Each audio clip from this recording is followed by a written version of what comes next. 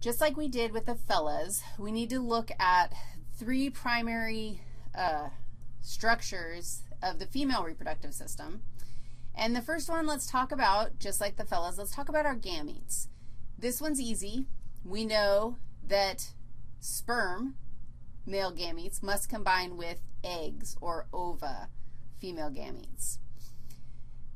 Just like sperm, the ovum has 23 chromosomes. It has half the number of chromosomes, which means it's haploid, and that's how we end up making a baby.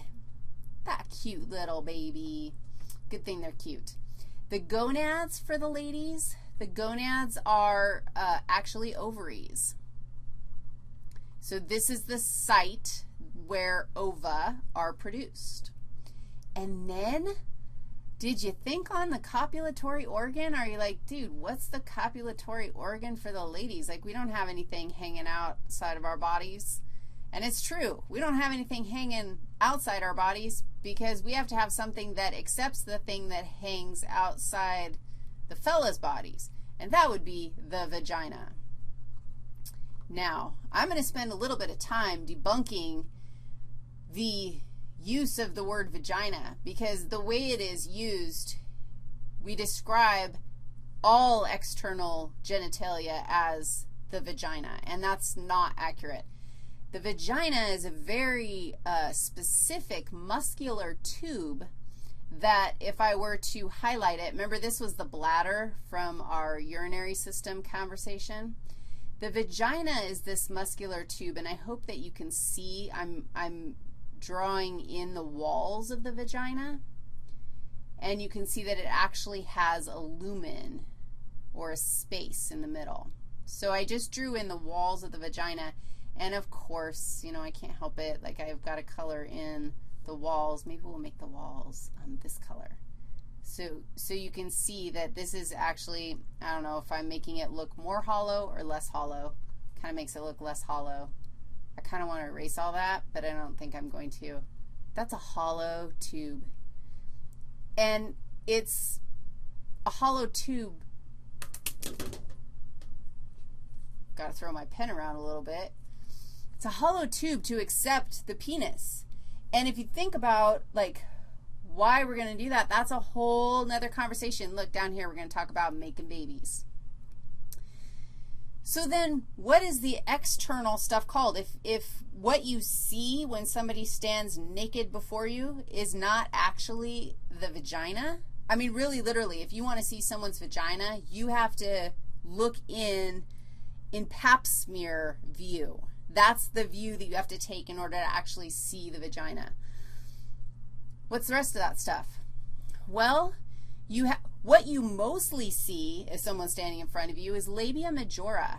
And I'm going to come to a different, okay, but first of all, let me say this. External genitalia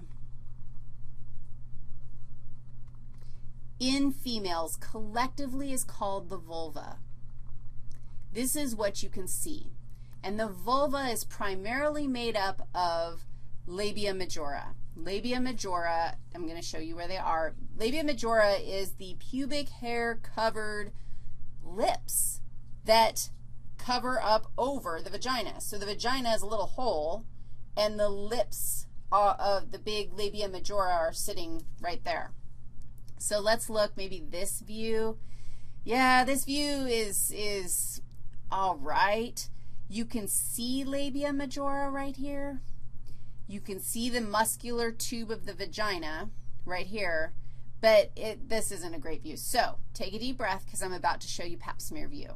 This might actually show us a little bit more, but this is like spreading apart labia majora.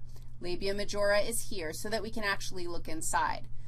Labia majora, like I said, if you just think labia majora is covered with pubic hair, those are the two lips that have hair on them.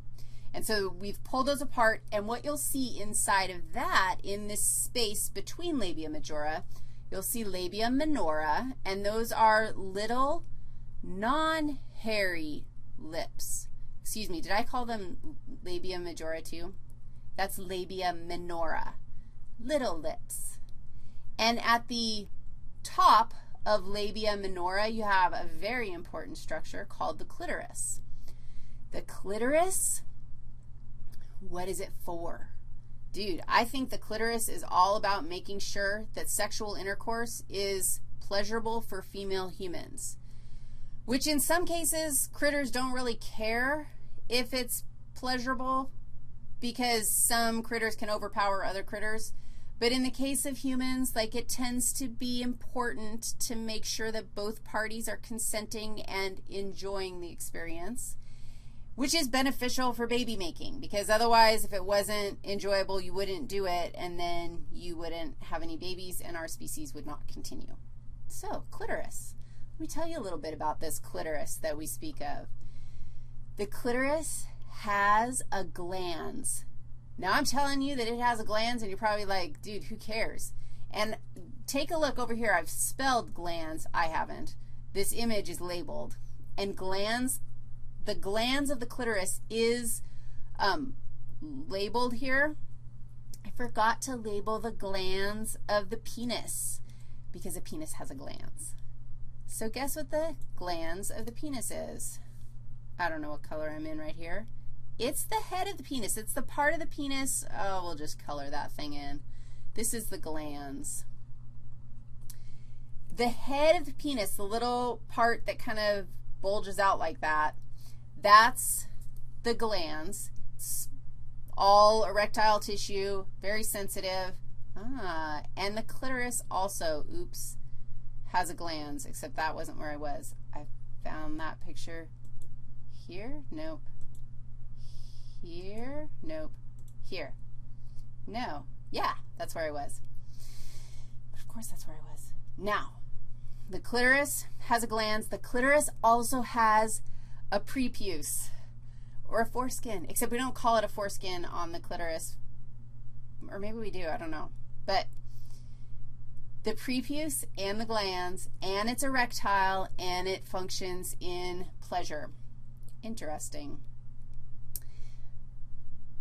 Inferior to the clitoris, you have the urethral opening, and that is coming directly from the bladder. Nothing else comes out except for urine. But you'll see that that's actually a separate hole that is anterior to the vagina. This is the opening to the vagina. You don't have vagina unless you go in. Like, the tube itself is the vagina. Okay, what else do you have to know? Nothing. Nothing. That's it. There will definitely be more because we're going to talk about more gross anatomy when we talk about how we need to combine things in order to make babies. But first, let's figure out how we're going to make our gametes so that we can make babies.